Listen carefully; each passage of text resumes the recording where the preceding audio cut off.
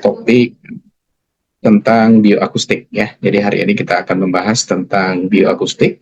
Sesuai dengan namanya, akustik itu sesungguhnya adalah bunyi ya. Akustik itu adalah bunyi, sementara bio itu adalah mempelajari tentang makhluk hidup ya. Jadi kita akan melihat nanti apa peranan akustik ini pada tubuh manusia ya. Jadi untuk pendahuluan ya, kita akan lihat di sini bahwasanya akustik itu adalah membahas segala hal yang berhubungan dengan bunyi ya. Dia akan membahas segala hal yang berhubungan dengan bunyi. Selanjutnya saudara, bioakustik ini nanti akan membahas bunyi yang berhubungan dengan makhluk hidup, terutama manusia. Jadi bunyi-bunyi apa saja yang dimanfaatkan oleh sains dan teknologi, ya, kemudian bagaimana penerapannya terhadap tubuh manusia. Nah, pokok utamanya itu adalah bagaimana pemanfaatan tubuh manusia. Kemudian bahan dari bioakustik ini nanti kita akan mempelajari bagaimana proses pendengaran dan instrumen yang terjadi diakibatkan oleh bunyi tersebut. Ya, diantaranya nanti kita akan melihat salah satu contohnya di bidang saudara itu adalah USG. Ya, jadi USG adalah salah satu aplikasi dari pemanfaatan akustik ini terhadap tubuh manusia. Ya, ini pendahuluannya di awal. Apa saja yang akan kita lihat ya di dalam kajian fisikanya, penerapannya terhadap tubuh manusia itu apa saja. Jadi ada 3 hal sesungguhnya ketika kita melihat bunyi itu. Yang pertama, kita akan menerapkan satu konsep fisika yang dinamakan dengan frekuensi. Ya, frekuensi itu adalah jumlah atau banyak. Ya, jadi kalau dalam bahasa kitanya, frekuensi itu adalah jumlah atau banyak. Kemudian kita juga akan mempelajari bagaimana kecepatan. Kecepatan apa saja yang kita lihat, diantaranya adalah kecepatan merambat bunyi di udara. Nah, itu nanti akan kita lihat. Dan yang ketiga, itu yang kita lihat adalah panjang gelombang bunyi. Jadi ketika suatu bunyi itu diterapkan pada tubuh manusia, maka kita akan melihat adanya panjang gelombang bunyi yang disimbolkan dengan istilahnya lambda. Ya, lambda itu adalah panjang gelombang bunyi. Jadi saudara, bunyi itu dihasilkan oleh benda yang bergetar. Jadi ingat, jadi ketika saudara mendengarkan bunyi, pasti sesungguhnya itu dihasilkan oleh benda yang bergetar. Contoh saja saya sekarang, saya berbicara. Maka sesungguhnya kalau saudara kita pegang di tenggorokan kita, itu ada vibrasi, ada getaran, ya, pada leher kita itu, ya. Pada leher kita itu kita rasakan adanya pergerakan atau vibrasi dari pendengaran kita. Bukan pendengaran, tapi suara kita yang menghasilkan yang dinamakan dengan timbre nanti namanya. Ya, jadi dia itu dihasilkan dari benda yang bergetar. Kemudian berdasarkan frekuensinya, getaran itu digolongkan menjadi 3, ya, yaitu yang pertama kita mengenal adanya bunyi infrasonik namanya. Bunyi infrasonik ini dia memiliki frekuensi kurang dari 20 Hz. Ini yang pertama, ya. Tetapi ingat, bunyi infrasonik ini tak tertangkap oleh indera pendengaran manusia. Misalnya ya, getaran gempa, ya, atau tsunami, ya, mau terjadi tsunami, sebenarnya ada itu getaran, tetapi dia tidak mampu didengar oleh telinga manusia. Karena apa? Karena bunyinya di frekuensi infrasonik, kurang dari 20 Hz. Kemudian juga tanah longsor, ya, tanah longsor juga seperti itu. Jadi siapa yang bisa mendengarnya ini biasanya adalah hewan-hewan. Makanya kalau seandainya akan terjadi bencana, maka hewan-hewan yang ada di rimba-rimba itu ya, atau di hutan-hutan itu biasanya keluar. Itu kenapa? Karena dia sudah mendengarkan bunyi infrasonik ini, ya. Nah, jadi bunyi infrasonik kita tidak bisa mendengar. Mungkin ada maksudnya ya kenapa kita tidak bisa mendengar. Kalau seandainya kita mendengar itu akan susah juga ya. Mungkin kita akan lebih dahulu takut dan lain sebagainya. Ya. Kemudian yang kedua, dari berdasarkan frekuensi ini kita mengenal ada audiosonik namanya atau sonik. Dia memiliki frekuensi 20 Hz sampai dengan 20.000 Hz. Ya. Nah, ini frekuensi yang bisa kita dengar. Bunyi ini tertangkap oleh indera pendengaran manusia. Misalnya suara pembicaraan, ya, atau suara lonceng dan sebagainya, itu mampu telinga kita mendengar. Kenapa telinga kita mampu mendengar? Karena dia memiliki frekuensi 20 Hz sampai dengan 20.000 Hz. Rentang frekuensi ini mampu didengar oleh telinga manusia. Nah, maka dia dinamakan dengan bunyi sonik atau audio sonik. Yang ketiga, berdasarkan frekuensinya, kita mengenal ultrasonik. Nah, ini yang kita aplikasikan sesungguhnya di dalam dunia kebidanan. Ultrasonik, dia memiliki frekuensi lebih dari 20.000 Hz. Jadi frekuensinya lebih tinggi di atas frekuensi audiosonik ini. Dan dia tak tertangkap oleh indera pendengaran manusia. Ini catatan, ya. Bunyi ultrasonik juga tidak mampu didengar oleh telinga manusia karena di atas range yang mampu didengar oleh manusia. Misalnya, getaran yang dihasilkan oleh magnet listrik atau kristal piezoelektrik. Nah, kristal piezoelektrik ini adalah bahan dasar pembuatan daripada ultrasonografi atau USG, ya.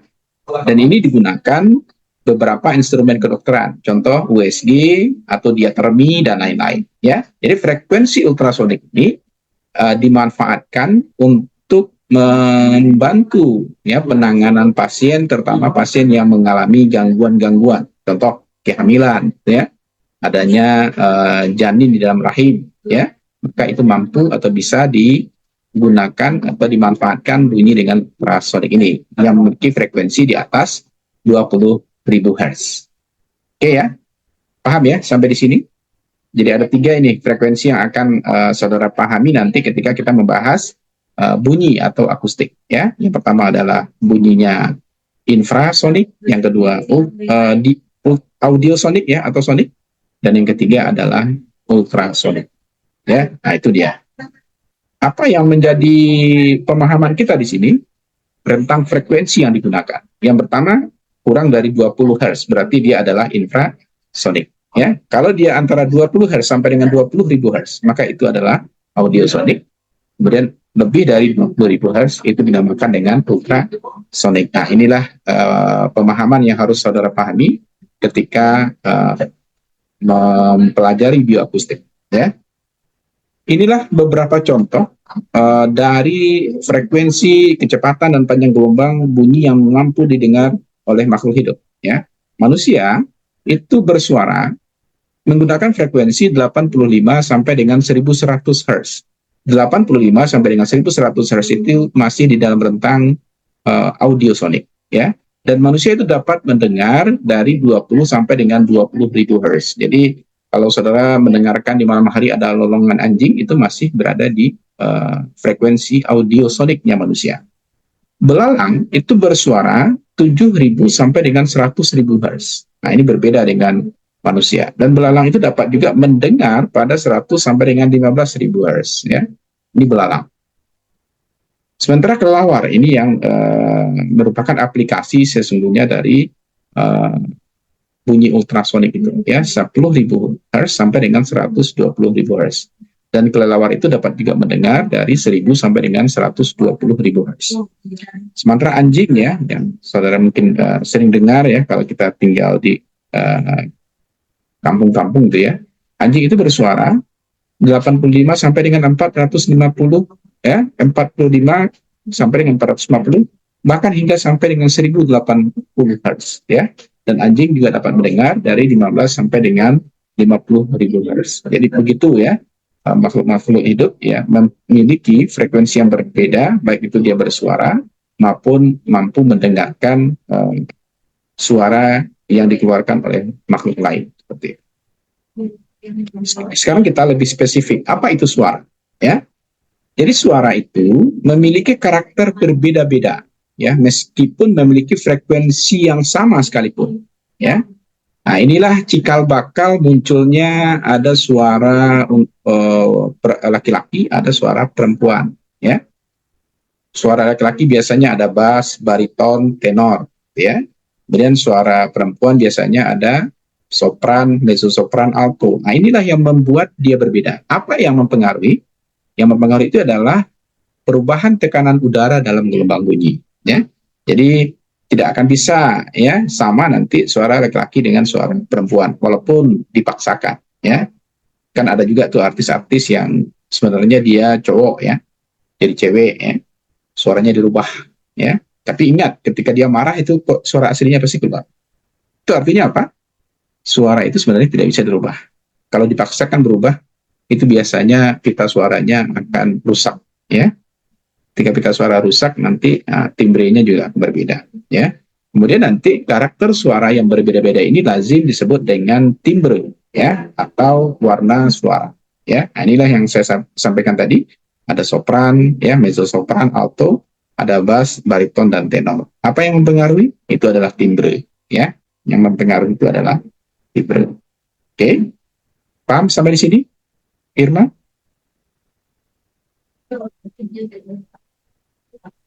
Paham sampai di sini?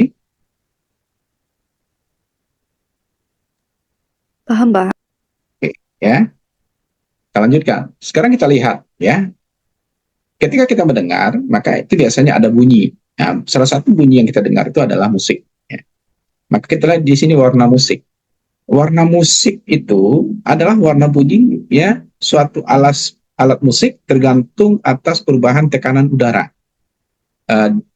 Kemudian dari gelombang bunyi yang dihasilkan.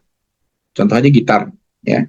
Setiap saudara petik masing-masing dawainya itu memiliki atau mengeluarkan bunyi yang berbeda, ya. Apa yang menyebabkan itu? Karena ada perubahan tekanan udara, ya.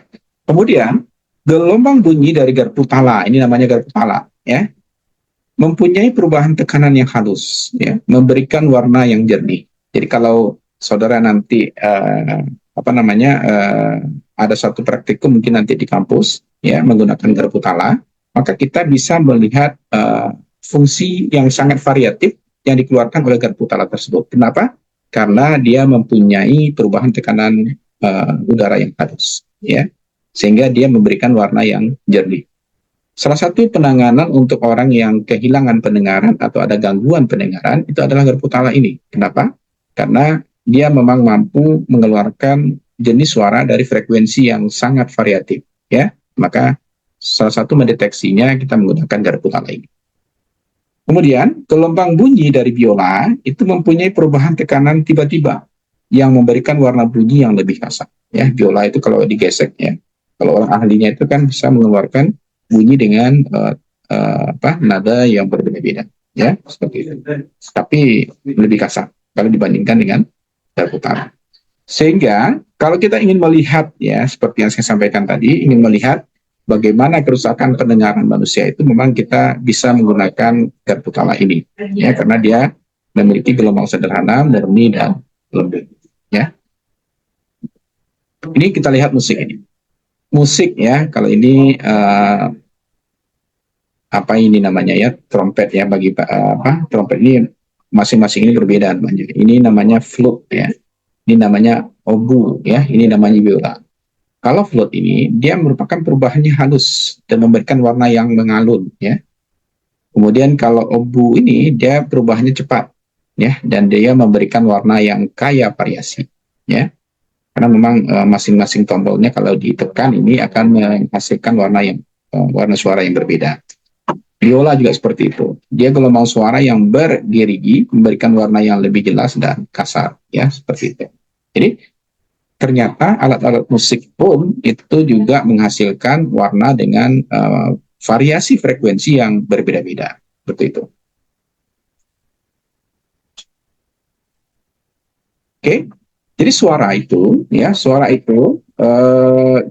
dia memiliki rumus di mana V itu sama dengan lambda kali V. Nah, kita sudah masuk ke fisikanya, ya. V sama dengan lambda kali F, ya. V sama dengan lambda kali F. Di mana V ini adalah kecepatan perambatan bunyi dalam meter per sekon, ya. Ini V. Kemudian lambda itu adalah panjang gelombang dan satuannya itu dalam meter, ya. Panjang gelombang di mana satuannya dalam meter. Selanjutnya F kecil ini adalah frekuensi. Jadi ini adalah frekuensi, satuannya dalam hertz. Jadi ada tiga ini. V sama dengan lambda kali F. Lambda satuannya meter, kemudian F, ya, frekuensi satuannya hertz. Dan V ini sendiri satuannya adalah meter per sekon, ya.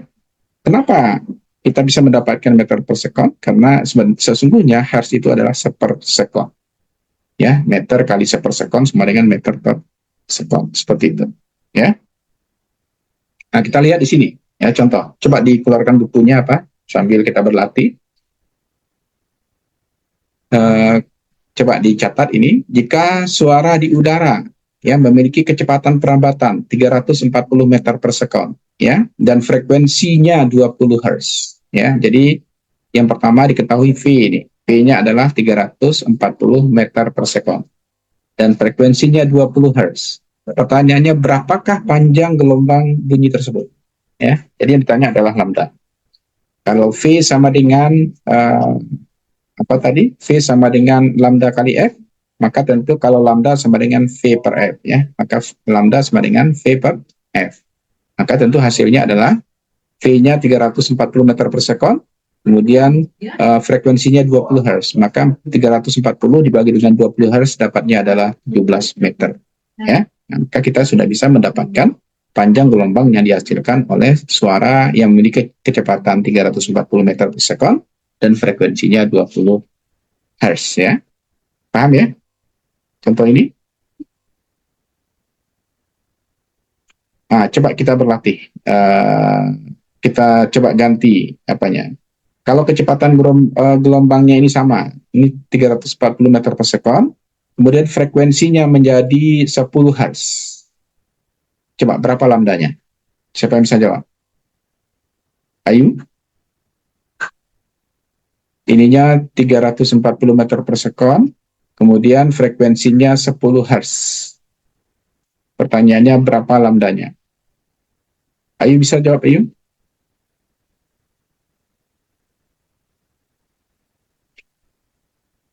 Ayu? Berapa lambdanya? Irma, coba dicari. Irma, coba. Sekarang kita ganti ini, frekuensinya menjadi 10 Hz. Kecepatan lambat gelombang di udaranya sama, ya, 340 meter per sekon. Sekarang pertanyaannya berapa lambdanya? Coba berapa itu?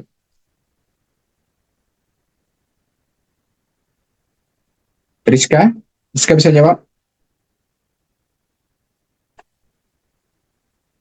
Rizka?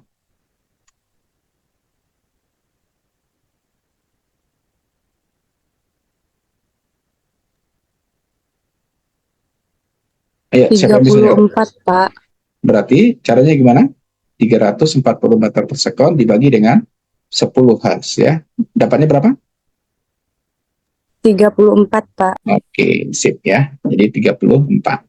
Ya, jadi ini gampang sebenarnya ya. Tinggal kita, kalau seandainya yang diketahui itu adalah panjang gelombangnya 3 meter, ya. Kemudian kecepatan rambat gelombangnya 340 meter per sekon. Yang ditanya berapa frekuensinya? Ayo, berapa F-nya? Coba. V-nya 340 meter per sekon, ya. Kemudian panjang gelombangnya 3 meter, ya. 3 meter. Berapa F-nya?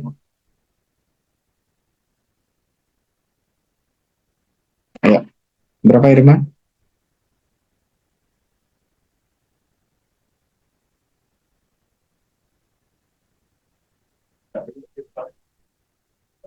Ayo, berapa Irma?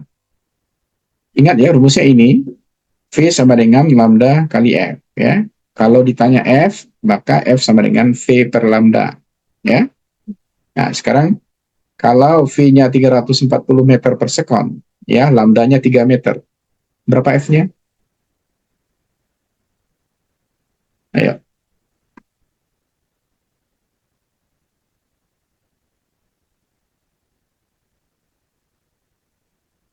Ya, berapa F-nya?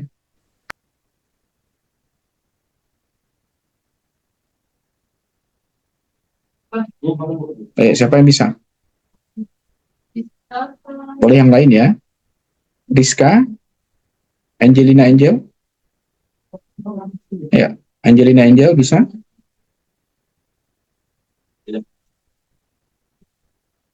Ayu? Ayo, jadi kalau F apa itu? F sama dengan V per lambda. Ya, V-nya 340, lambdanya 3 meter. Ya, berapa F-nya? Ya, berapa F-nya itu?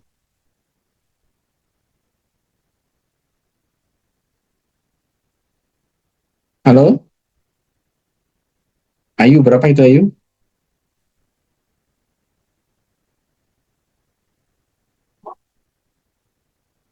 Irma?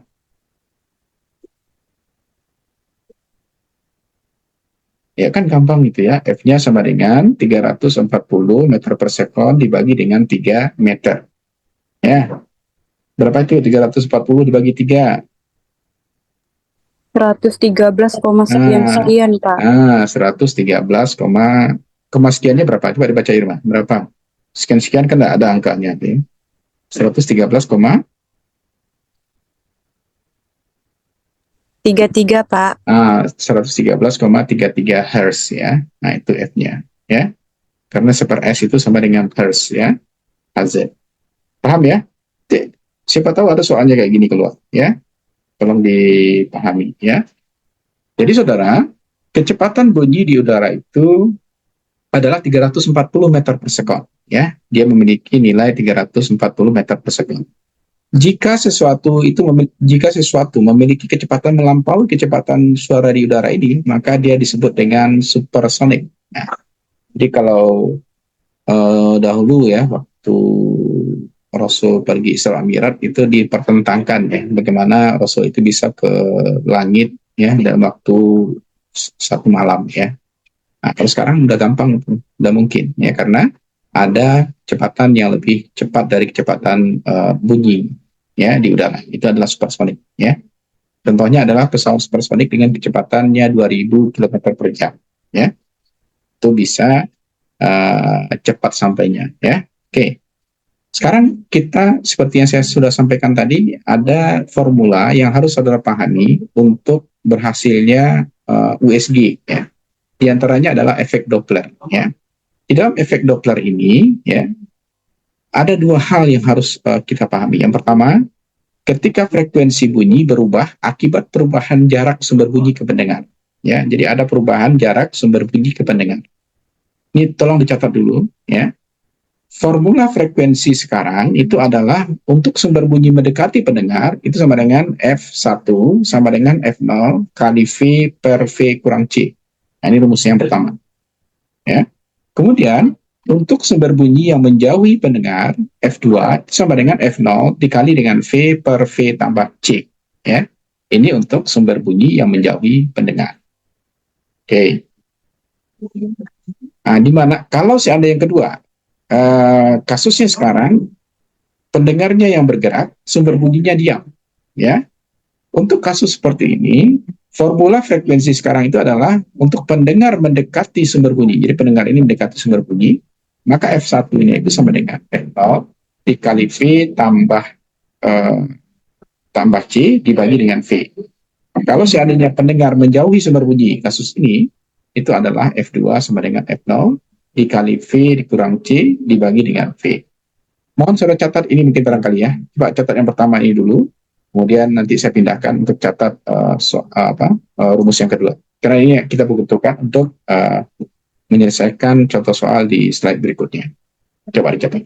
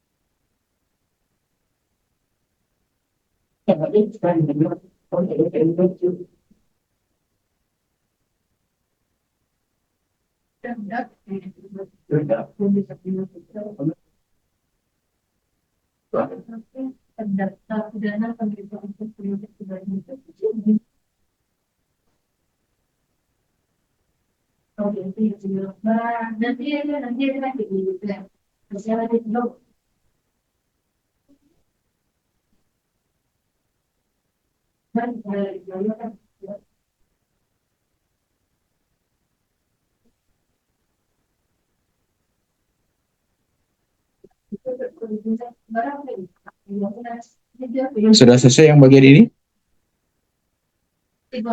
Sudah? Sudah dicatat?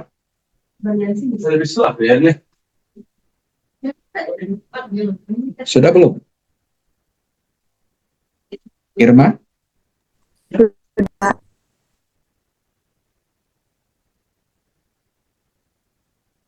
Sudah dicatat Sudah, ya? Pak. Sudah ya. Yang ini lagi. Coba. Catat juga keterangan rumusnya ya.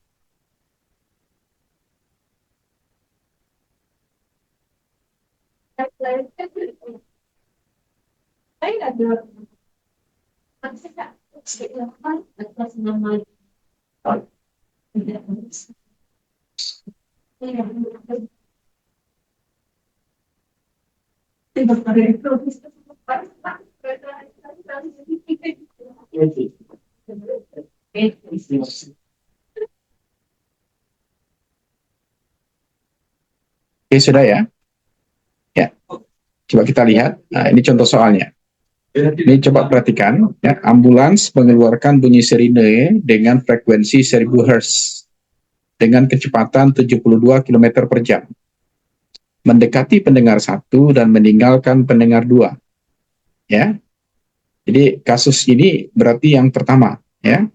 Kenapa? Karena ambulansnya yang bergerak, ya. Ambulans mengeluarkan bunyi sirine dengan frekuensi 1000 Hz dengan kecepatan 72 km per jam. Jadi F-nya itu adalah 1000 Hz, ya. F-nya 1000 Hz, F0-nya.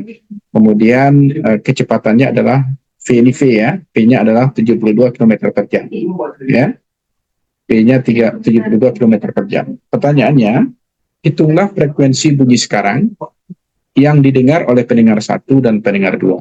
Maka di sini ingat ya, ketika kecepatannya baru dalam bentuk kilometer per jam harus dikonversi menjadi meter per detik. Kilometer itu ke meter sama dengan kali 1000 ya, 72 kali 1000. Kemudian 1 detik itu adalah 3600 detik ya. Berarti 72 kali 1000 dibagi dengan 3600 ya, kita dapatkan 20 meter per sekon. Ya, ini dapat 20 meter per sekon dari sini. Kemudian V-nya adalah 72 km per 7 km per jam. Kemudian apalagi yang diketahui? F0-nya adalah 1000 Hz ya, 1000 Hz. Kemudian kecepatan bunyi di udara itu adalah 340 meter per detik. Ya. Yang ditanyakan berapa F untuk pendengar 1 berarti F1 dan berapa F untuk pendengar 2 berarti dia F2. Berarti F1-nya sama dengan ini rumus yang pertama tadi, F0 kali V per V kurang C. Nah, tinggal kita inputkan lagi, F0-nya 1000, V-nya kecepatan bunyi di udara ada 340 meter per detik dibagi dengan kecepatan bunyi di udara dikurangi dengan C. C-nya adalah apa? C-nya adalah apa namanya? C-nya adalah kecepatan ya yang dilakukan oleh mobil tadi ya, kecepatan dilakukan oleh mobil tadi. Maka kalau kita masukkan, inputkan semuanya, kita dapatkan nilainya adalah 1062,5 Hz ya. Jadi nilainya adalah 1062,5 Hz. Coba dicatat dulu ya, dicatat dulu. Nanti kita ketemu offline, nanti kita akan coba lihat kembali ya. Coba dicatat dulu. F2-nya berarti kita gunakan rumus yang kedua. F0 dikali V dibagi dengan V kurang C. Ya, F0-nya tadi 1000, kemudian V-nya 340, kemudian dibagi dengan 340. Nah, kalau tadi dia dikurang, sekarang dia ditambah, ya, tambah 20. Nilainya itu adalah 944 Hz, ya. Coba dicatat dulu, baik-baik. Ini C ya, ini C bukan F, ini C. Tolong diganti. diketahui C sama dengan 72 km per jam, ya.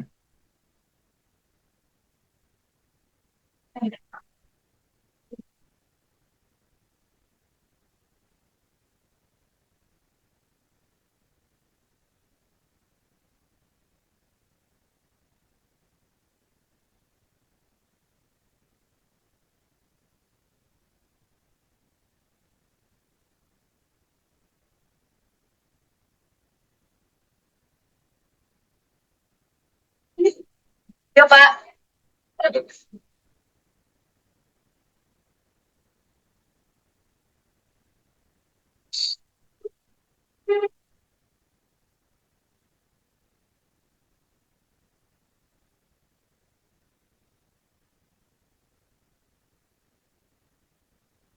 Sudah selesai mencatatnya, Irma? Sudah, Pak. Oke, kita lanjut ya. Kita lihat sekarang apa sih aplikasinya ya dari perumusan yang sudah kita bahas tadi di awal, ya.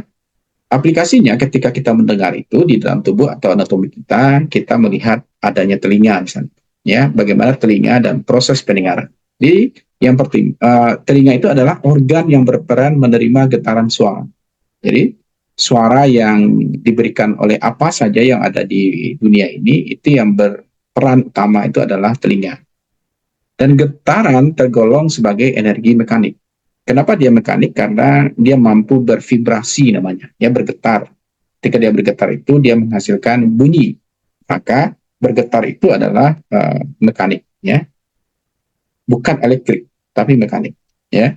Energi mekanik ini diterima dan diolah di dalam telinga, ya, lalu diubah menjadi energi listrik setelah diterima oleh reseptor saraf sensorik di organ korti telinga dalam, ya. Jadi nanti uh, apa yang kita dengar itu sebenarnya adalah terjemahan dari sensor yang langsung ke otak, ya. Jadi otak nanti mendefinisikan, oh itu apa, gitu.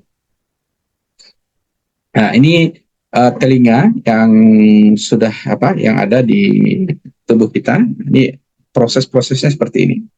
Bagaimana proses itu? Yang pertama, kita mengenal adanya telinga bagian luar, ya. Jadi proses pendengaran pertama itu ada terjadi pada telinga bagian luar.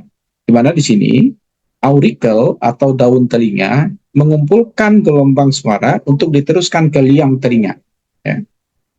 Nah, jadi apa aplikasinya? Bandingkan bentuk corong daun telinga itu dengan stetoskop. Jadi aplikasi pertama, telinga kita itu dibikin stetoskop sama medical fisik, ya, orang fisika medis, ya.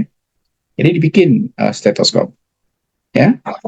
Kalau saudara lihat, ya, kalau sudah pernah menggunakan stetoskop, ini yang dari D3 ke S1 ya, Irma, ini yang S1 murni atau dari D3? Dari D3, Pak. Ya, kan sudah pernah ya menggunakan stetoskop ya? Sudah, Pak. Nah, di stetoskop itu kalau saudara pasangkan ke telinga, kemudian saudara ketuk sedikit saja, itu langsung nggak terdengar, Irma? Langsung, Pak. Ya, itu artinya apa? Ya, sensor yang ada pada stetoskop itu juga mekanik, sama dengan di telinga. Jadi kalau telinga saudara ketuk saja di bagian luarnya itu mampu memberikan informasi ke dalam telinga, ya. Itu artinya telinga kita itu sangat sensitif, ya. Kemudian meatus acousticus externus, ya, liang telinga luar itu yang areanya lebih sempit akan meningkatkan intensitas suara dan diteruskan menuju telinga tengah. Jadi suara itu masuk di telinga luar, kemudian dia masuk ke telinga bagian dalam. Nah, itu ada jaringan yang sempit. Jaringan yang sempit itu fungsinya adalah amplifier yang meningkatkan volume suara hingga berkali-kali lipat, ya. Nah, bandingkan pula bentuk dan struktur liang telinga itu dengan stetoskop tadi. Jadi kalau saudara punya stetoskop itu bisa diputar itu, ya. Kalau saudara putar bagiannya, maka di bagian yang lain yang bisa mendengar, ya. Kalau diputar di bagiannya, maka bagian yang lain. Jadi ada dua sisi sebenarnya di stetoskop itu yang merupakan aplikasi dari telinga. Jadi di telinga kita itu kalau kita ketuk di bagian sininya, atau kita ketuk di bagian namanya, maka dia mampu memberikan informasi ke otak, ya, apa yang kita dengar. Ya, itu adalah aplikasi dari pendengaran, ya, yang dibikin dalam bentuk stetoskop. Kemudian saudara, membran timpani atau gendang telinga ini sebagai pembatas telinga luar dan telinga tengah digetarkan dan menguatkan suara. Luas membran timpani ini kira-kira 51 mm persegi. Jadi ingat ya, orang yang berbicara pelan pun sesungguhnya berbisik dia, ya. Kalau saudara fokus mendengarkannya, itu bisa kita dengar. Kenapa? Karena memang suara gendang telinga kita itu memiliki sensitif yang sangat tinggi, ya. Jadi berbisik, makanya kan suara sering berbisik tuh. Tapi saudara bisa menangkap apa yang disampaikan oleh orang lain, ya. Itu kenapa?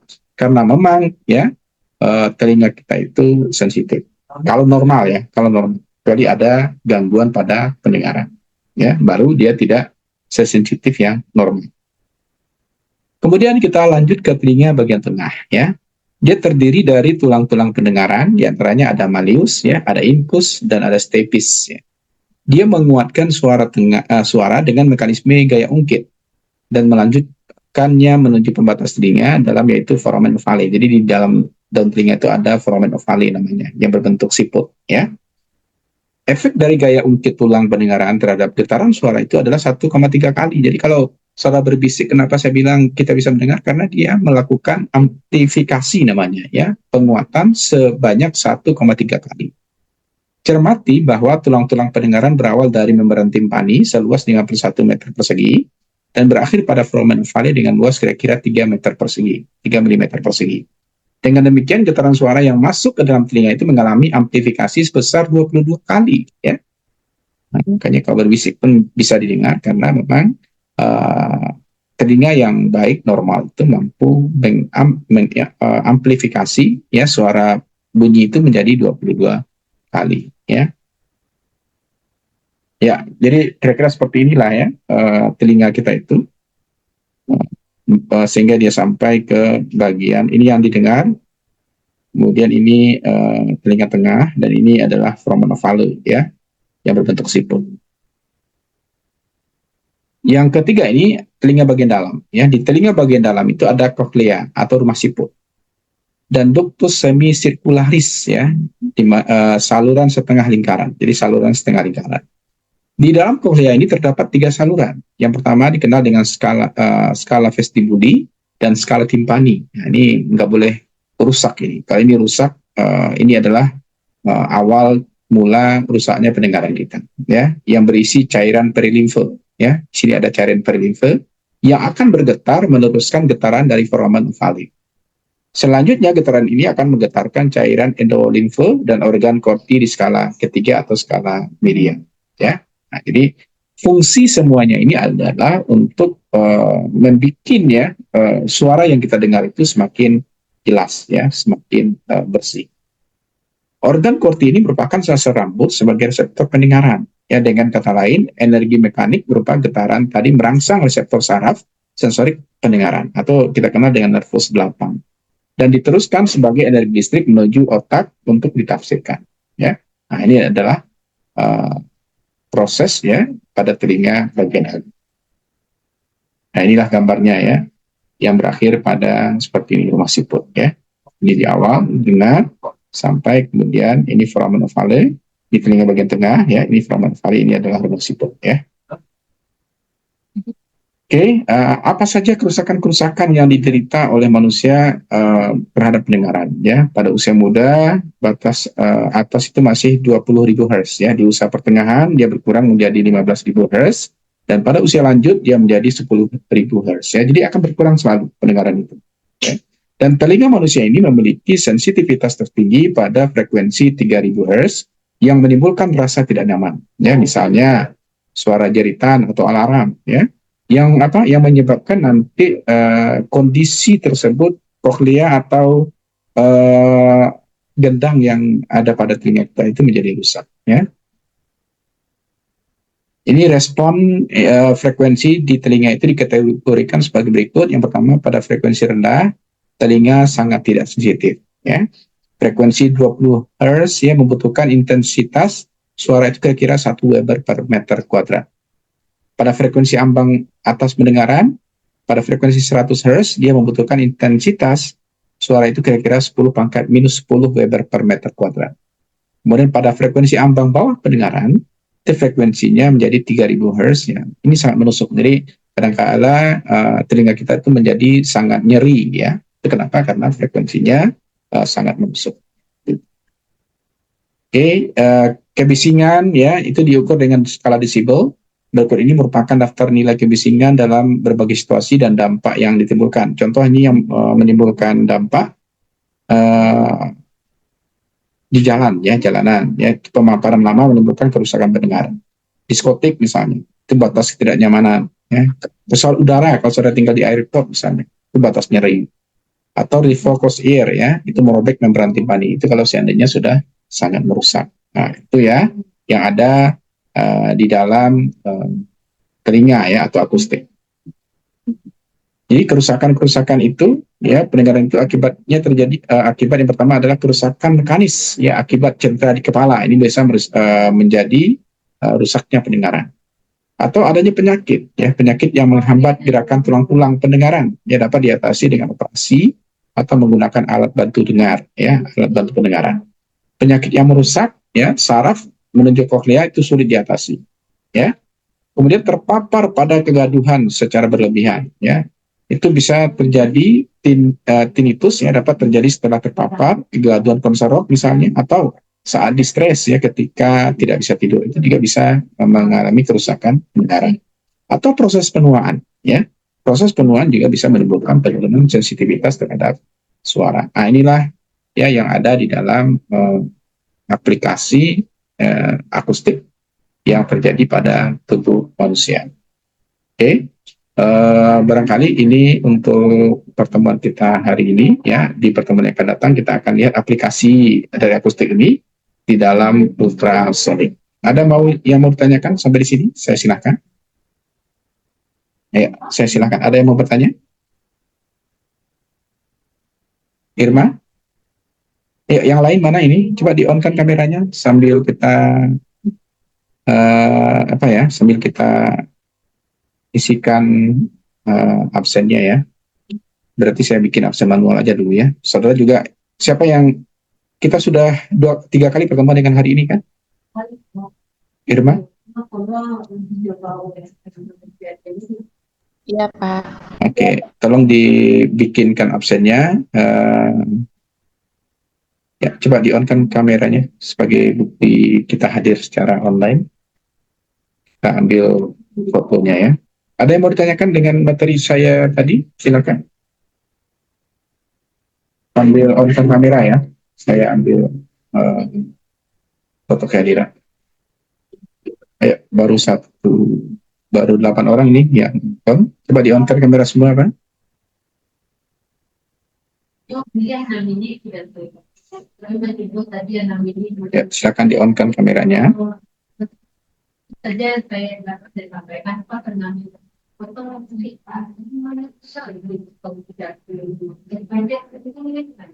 Ya, lanjut. Ayo. Yang lain coba di-on-kan kameranya biar kelihatan nama dan juga kehadiran. Kalau berdua juga silakan ada fotonya berdua.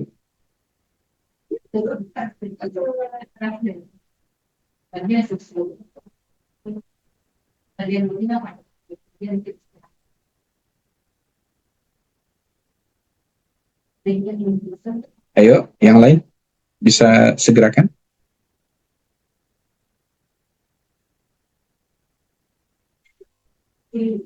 Nesti coba jangan loteng Nes.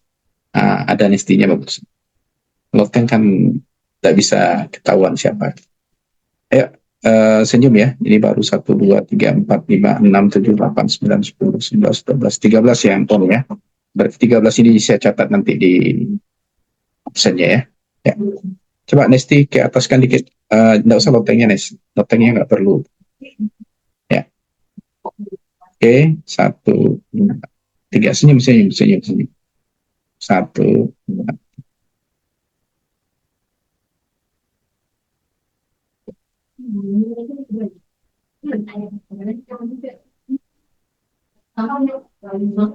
Ini ada yang baru masuk ini, Ayu Indah. Sini 19 ya, cuman yang on kamera hanya kembali ya. Oke.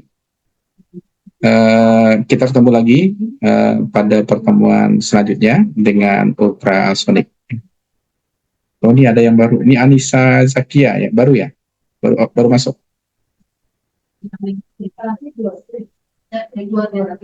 Oke.